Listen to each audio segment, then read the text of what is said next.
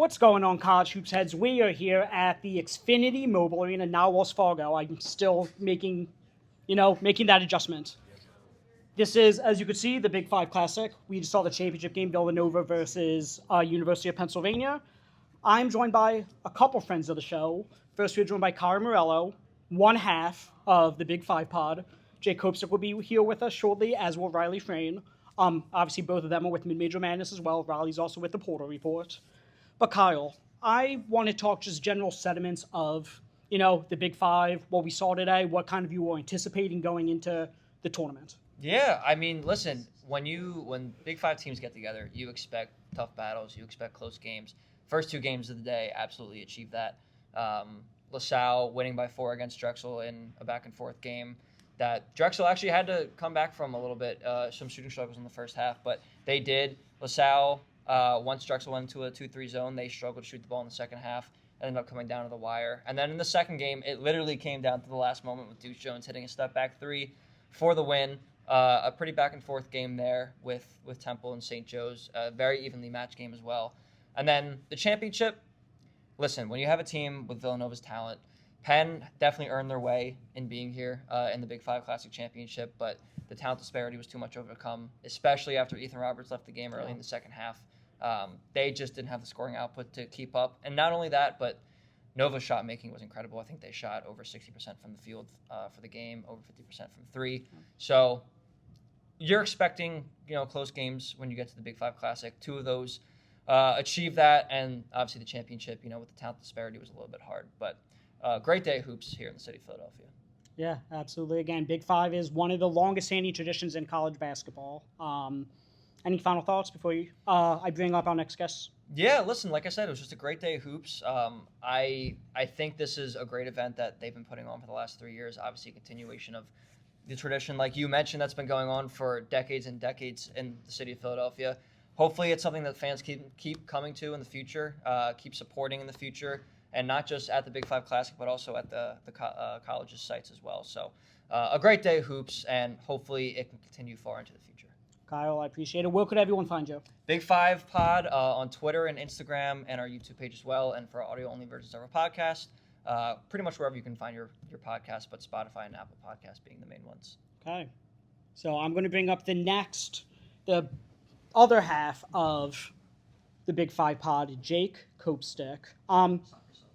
You guys know Jake. He has written for our college basketball, our season preview magazine. He wrote the Ivy League.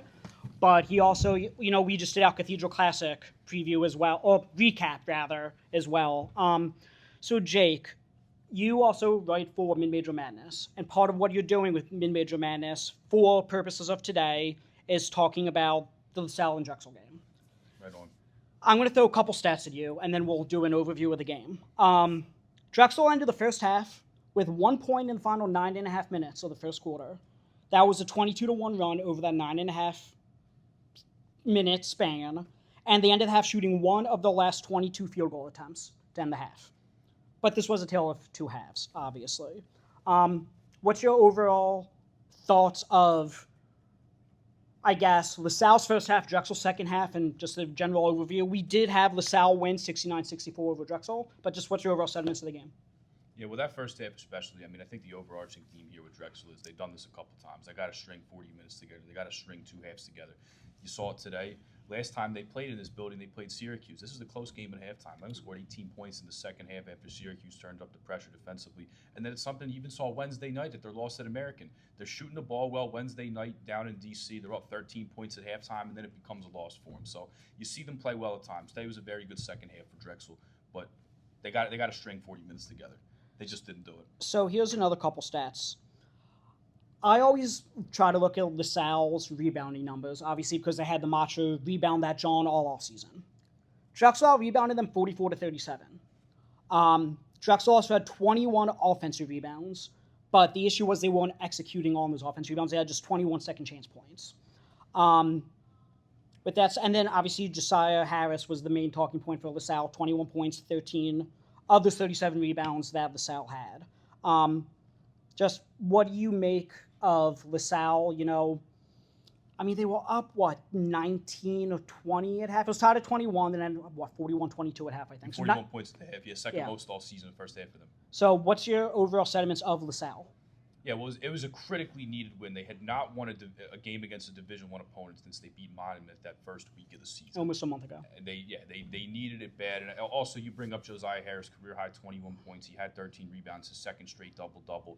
2 big bounce-back games for him. His 5 games prior, 2 of them he went scoreless, and he had 6 points each in those other 3 that he had scored in. So they need him bad. He's an experienced guy.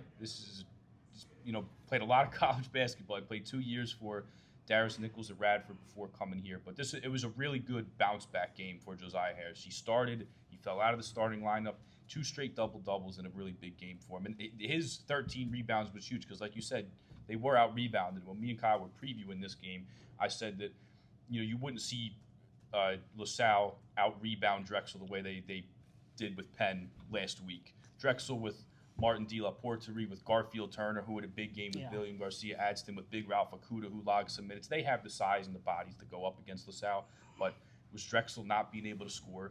That really, really cold run to end the first half, that even on a day where they did get those rebounds, they did get second chance points, maybe not enough of them, that LaSalle was able to put together a good first half. They had 16 assists to 10 turnovers. Truth Harris, first game back since he played 5 minutes in the opener. He had 6 assists off the bench. It was huge to have another ball handler back. Yep. Not as many turnovers in the first half as it was the second, and sure, Drexel played a better second half. But as LaSalle gets healthy, they get ball handlers back, and they continue to gain game reps from each other. The bugaboo for them is the turnovers have been an issue, whether that's the shooting turnovers Darius talks about or turnovers in general, just because you have a true freshman in Ashton Walker playing, a bunch of new players, injuries. It's going to come together at some point, even if it's not the prettiest product right now. So you alluded to it already. LaSalle, I think they lost 6 of 7, and the one win was obviously Lancaster Bible. So this was a big, get right game for them. Jake, where could everyone find you? At Big 5 Pod on Twitter, at Big 5 Pod on Instagram, at Mid Major Madness. I know Riley. I see Riley here. We're going to have to go through a couple different outlets here. At Mid Major Madness, me and Riley are going to do an article wrapping up today. You can find my work on there. But at Big 5 Pod on Twitter, YouTube, Spotify, anywhere you get your podcasts. Okay, Jake, I appreciate you Pleasure as coming always, my on. friend. Yep. Then we are joined by St. Joe's graduate himself. As you guys know, I am a Temple graduate. So none other than Riley Frain from both Mid Major Madness and the Portal Report.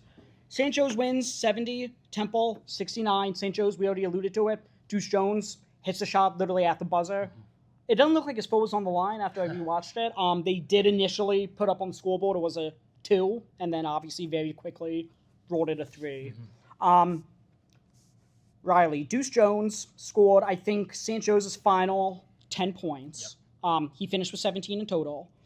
And you and I were just at the Jersey Jam, where St. Joe's eked out a 2-point win over Princeton. And after that game, I had asked Coach Donahue, look, Derek Simpson and Deuce Jones scored 30 of their 50 points that game, or 30 or 60, I think it was.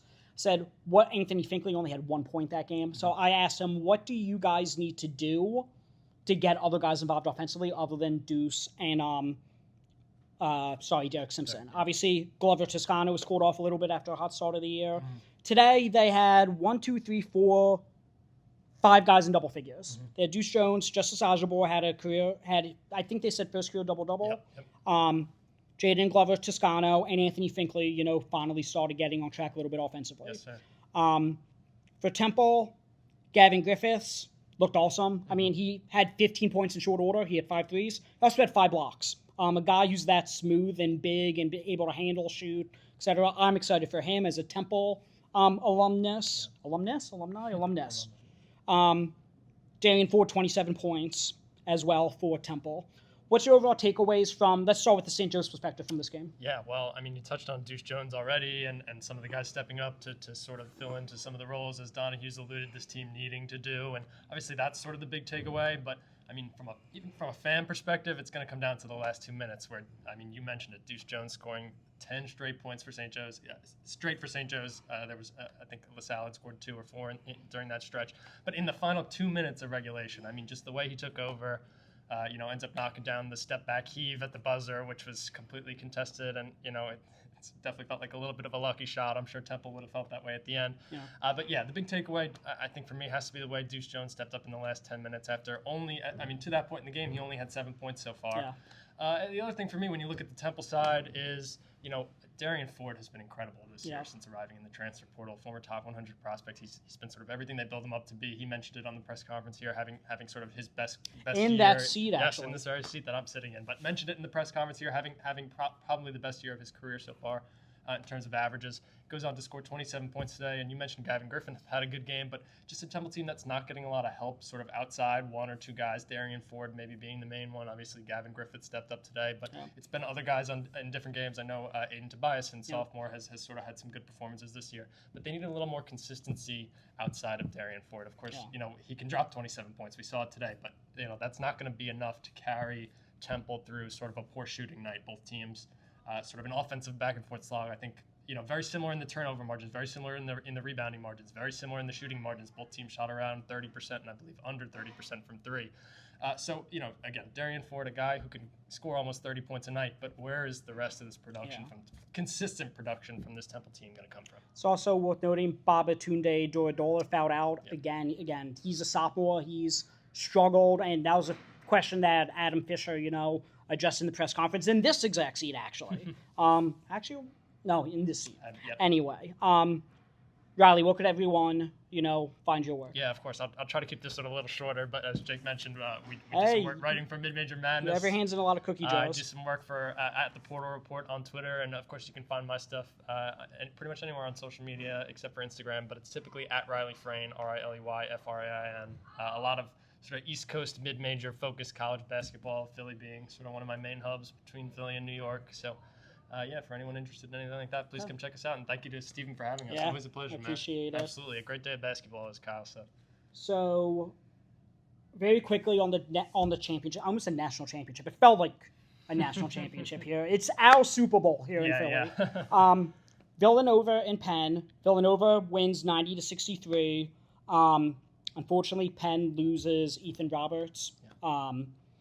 According to Frank McCaffrey, he was either on his way to the hospital or at the hospital. That's obviously a huge loss for not just Penn, but Jake and I talked about it, Ron and I talked about it after the Cathedral Classic. That's the tongue twister. Wishing Ethan all the best. Yeah, of course. I already obviously texted him all of our good wishes. But maybe, one of him and TJ Powell being one of the best duos in the Ivy League. TJ Powell had 3 points at halftime. Ethan was scoreless prior to getting injured.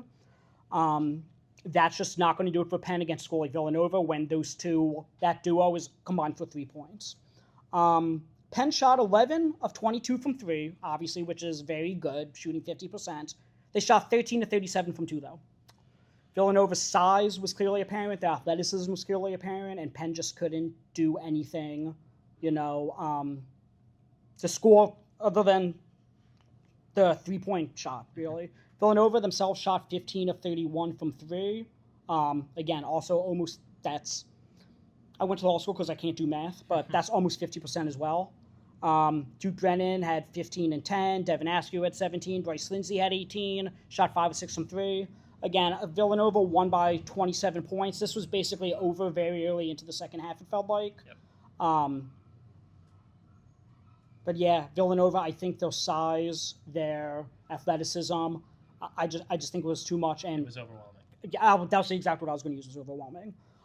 Riley, any additional thoughts on the championship game? Or? Yeah, just it's going to be the Ethan Roberts injury is detrimental. Penn is desperately going to need TJ Power to step up. I think he's been phenomenal so far this season, even better maybe than advertised. I know he's a former top 100 prospect with stints at 2 separate really well-respected high major programs. But of course, wishing all the best to Ethan, and excited to see who sort of steps up into new roles in this Frank McCaffrey sort of rotation, because I think to this point in the season, Penn has really sort of been surpassing early expectations of the McCaffrey era. I think they were picked 7th in the Ivy League's preseason poll. So, not a lot on Villanova today. The way they kind of just blew it away in the second half, handled business. Thank you. But interested to see who sort of steps up for Penn. I think Cam Thrower was pretty good today, but they have a couple other guys who I think could be solid contributors for them in the meantime. Yeah, absolutely. Okay, well, that pretty much wraps up this, recap.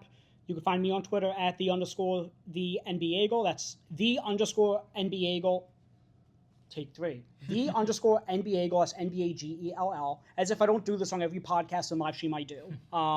You can follow all our work at the Center Hub _BB. That's YouTube, Twitter, Instagram, TikTok, whatever social you have, you can find us there. Otherwise, myself, Riley, Jake, Kyle, here, Big 5 Classic. We will talk to you guys soon. Thanks for watching.